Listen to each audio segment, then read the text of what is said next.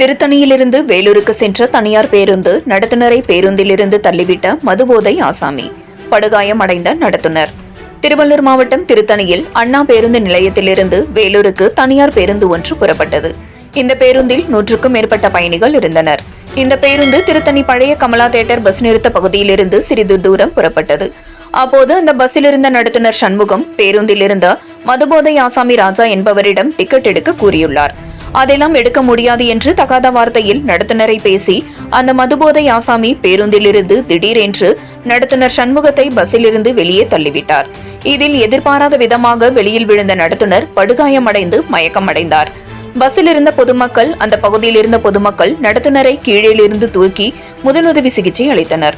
மதுபோதை ஆசாமி நடத்துனரை கீழே தள்ளிவிட்ட போது அவருடைய செல்போன் கீழே விழுந்ததை எடுக்காமலேயே மதுபோதை ஆசாமி நைசாக அங்கிருந்து ரயில் நிலைய பகுதிக்கு தப்பிச் சென்று விட்டார் என்று பொதுமக்கள் தெரிவித்தனர்.